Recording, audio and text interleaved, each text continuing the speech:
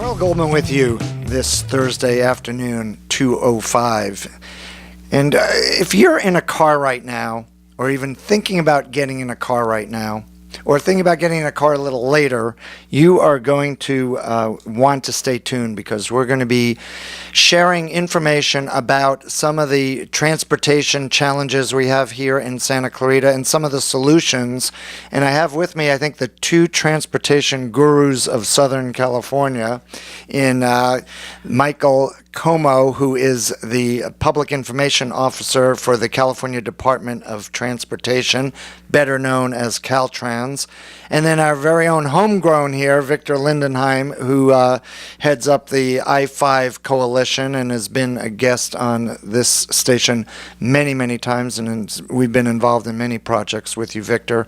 But we wanted to specifically talk about a project that's going to impact all of us over the next 24 to 36 months, and then future projects piggybacking onto that, and that's specifically a project over on the I-5 corridor. We're talking about the area between the Newhall Pass going all the way up to the northern end, or close to the northern end of Santa Clarita, the Santa Clarita Valley.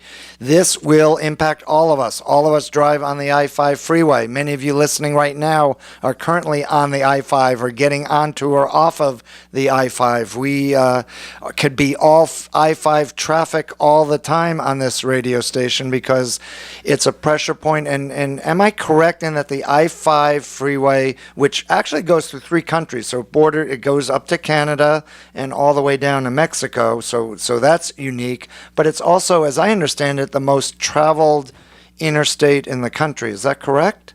Or close to it?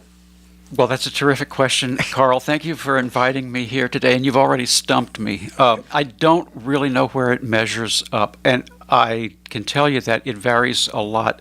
Here through Santa Clarita, we have 200,000 vehicles every day, 7 days a week on average. So let's just... That's a lot. Yeah, 200,000 vehicles every day. So, Aaron, you've got the calculator there. Divide that by how many per hour, how many per minute, and we'll come up with... Yeah, go. But anyway, go ahead. And 10% of those vehicles are trucks, and the vast majority of them are very big trucks. We're talking 5 or more axles. So these are huge. This is a lot of weight, and while you can find some areas of the 5 that are up in the boonies way north of here and have light traffic, right here in our area, it's just an incredible volume, and the pavement just is 50 years old and is just no longer adequate for the current and future weight and traffic demands. So that's why CalTrans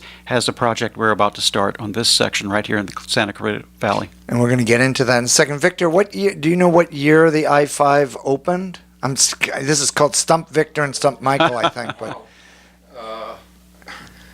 well, I wasn't in California at the time. So was it? Yeah. So we're not sure. We can look that up, but that's a quick Google answer. But the bottom line is, it's been here as long as we have, and back before that, it was the old 99 route going up to Bakersfield was the old way. I think we're talking about being built in the late '60s, but somewhere in that neighborhood.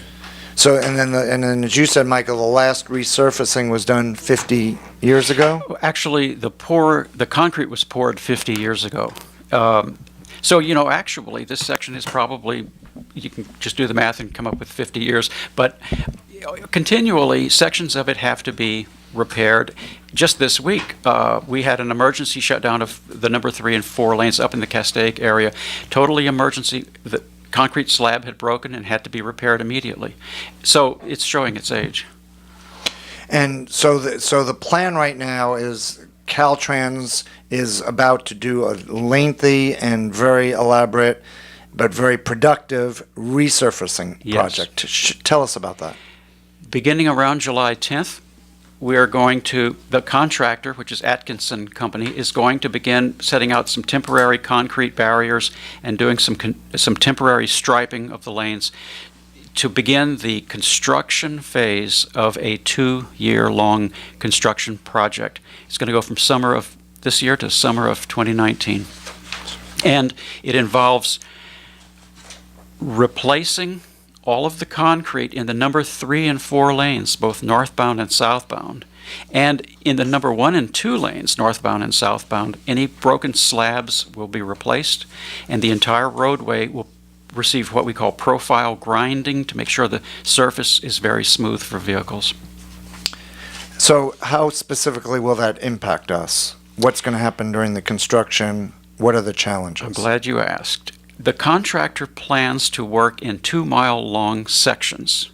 At any one time, they expect to have 2 sections that they're working for a total of maximum of 4 miles. So when you come upon, and these sections can be at various places, northbound, southbound, and when you come upon them, you're going to find lanes are closed. Most of this will be done at night. They're planning to have 2 lanes closed, sometimes 3 lanes closed. So you'll have 1 lane open, but it's going to have a significant impact on traffic flow. They're planning to do this work at night, basically, generally, roughly between the hours of 8 p.m. and 5 or 6 a.m. Like anything else in construction, that's subject to change. I would urge people to watch the updates that CalTrans will be putting out to tell people on a weekly basis where will the closures be taking place, what are the hours. If there are ramps closed, there will be detours indicated, that kind of information. So there will be exits and entrances also closed periodically? It'll be necessary to do that periodically, yes. With the construction mostly taking place at night, this is going to, and just so I'm clear too, this is starting from a physical standpoint, it starts at south of Cal Grove, it starts at the pass, the split of the 14-5? Yes, the southernmost point of this project is a half-mile south of the 5-14 split. Okay, so south of that. Half-mile south of that. And the northernmost point of this project is 1.7 miles north of Lake Hughes Road. So it's going to literally expand the entire length of the Santa Clarita Valley, and then a little distance, half a mile south of what we call the Santa Clarita Valley, and really Lake Hughes Road is the edge of our valley on the north side, so 1.7 miles north of that. Right, and it's going to take 2 years, knock on wood, 2 years to do this entire project over that length, because we're talking about 4 lanes, 16 miles distance, so that's a lot. 4 lanes of total change in concrete and everything, and then the other 2 lanes going each way, so another 4 lanes would be impacted with resurfacing, correct? Is that what you were saying? Yeah. That's correct. Just to make sure I'm speaking clearly, the outside 2 lanes, totally replaced. The inside 2 lanes get major rehab work. We're also going to be upgrading the guardrails to modern standards, and some other things like that are just out of date, worn out, or in some cases functionally obsolete. We're going to upgrade those. Are you also putting in any high-tech things like grids or any kinds of devices that will monitor traffic? Yes, we have buried loops in the pavement that are very important in feeding real-time traffic information to our county Transportation Management Center, and to various high-tech services that guide drivers. And so these loop detectors in the pavement will be replaced as one of the later aspects of the work that's being done. Your hometown station, Carl Goldman with you here, along with Michael Comeaux, who's the Public Information Officer for CalTrans, and Victor Lindenheim, who is the guru of the I-5 corridor. That's your new title, I think. Thank you, Carl. We got it there. And we're talking about the repaving project that's about to impact all of us starting next month, that will take place along the I-5 over a 2-year period as everything gets resurfaced. And I guess it's a little pain for a lot of gain, because we'll have a much safer freeway. We're going to have a much more efficient freeway to some degree, and it will also open up possibilities for future expansion as well. It will. This project will be followed by a metro project to build carpool lanes. And this project by CalTrans is being done in a way that our work will not have to be torn up destroyed in order to do the subsequent project, but they're going to move very neatly from one into the next. And that one is scheduled to begin in approximately the summer of 2019. That's the Metro Carpool project. So that would go in sync. And Victor, I know you can talk a little bit further about that. What's that vision? What's going to happen there? Well, that's a major project that's going to add carpool lanes, one north, one south.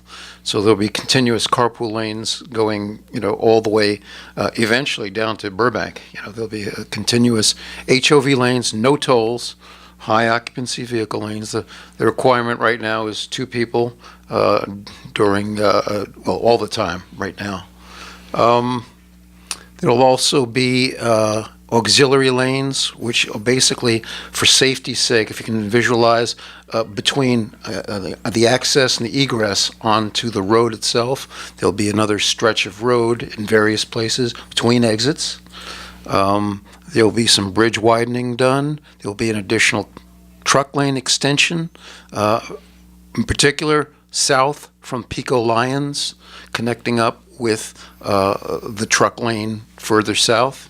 It's a big project. In fact, one point I want to make, a general big point, is that if people have been wondering where their tax dollars have been going, this is our opportunity to get some back. There'll be about $1 billion worth of investment in the I-5 corridor over the next 5 years. That's what my next question was going to be, is how is this all being funded? And it sounds like the resurfacing one is going to be funded by... Carl, you are paying for it through your taxes. This is gas tax revenue, and it's the type of project that is going to be funded by the new transportation revenue package that was passed in Sacramento. This project was going forward with available state funds, but additional projects are going to be accelerated because of that additional new revenue.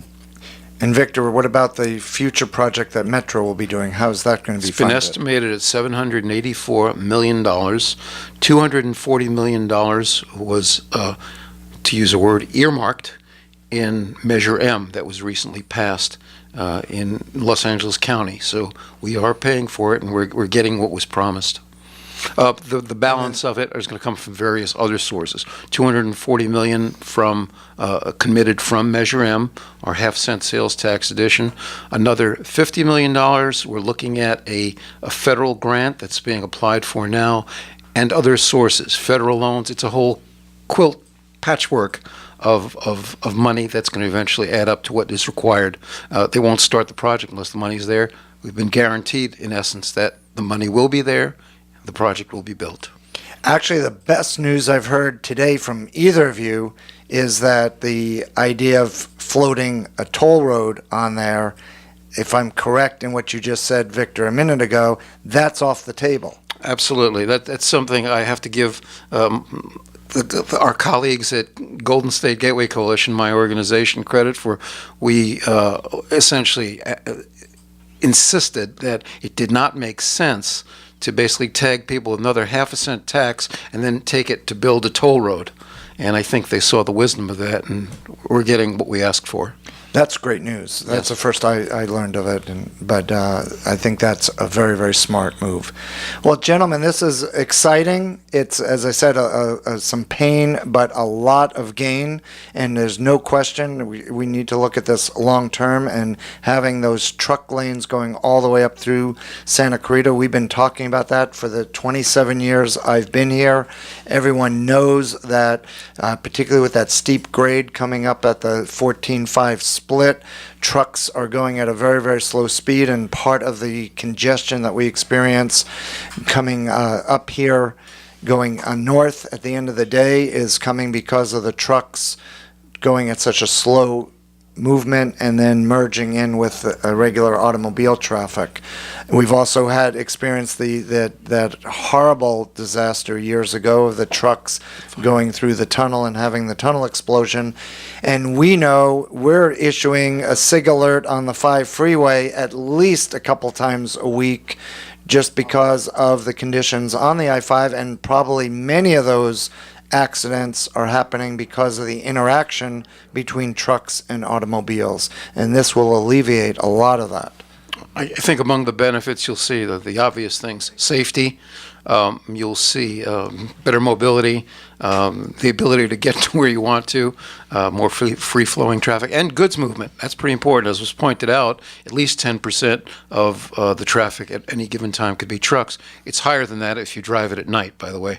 I believe it. Yeah, go ahead, Mike. And I-5 is a backbone of our state transportation system. So this project, which is $171 million, is a really good investment in keeping our state economy going and our quality of life going. Well, gentlemen, thank you so much. I am looking forward to many more conversations as we proceed down the path here. And once you actually kick this off in just a matter of a few weeks, we know we'll start feeding lots of information on that and keeping all of us informed about the pressure points that will be taking place on the freeway as it moves along. But more importantly, all of us need to remember it's that little pain for a lot of gain. And it sounds like also that in the end, having those trucks separated will save a lot of lives too. And many of those lives are family here in Santa Clarita. So we're looking forward to that. Thank you both, and we'll be back with more information as you guys get it. Thank you for having us here, Carl. You've got it. AM Thanks. 1220 KHTS. We've been chatting with Victor Lindenheim with the I-5 Corridor Group Coalition and Michael Comeaux, who is the Public Information Officer of CalTrans. I encourage you to stay tuned to our station for constant traffic updates. Also, as we get more information on the expansion here, the resurfacing of the I-5, we'll be feeding that on our website as well, hometownstation.com. AM 1220 KHTS.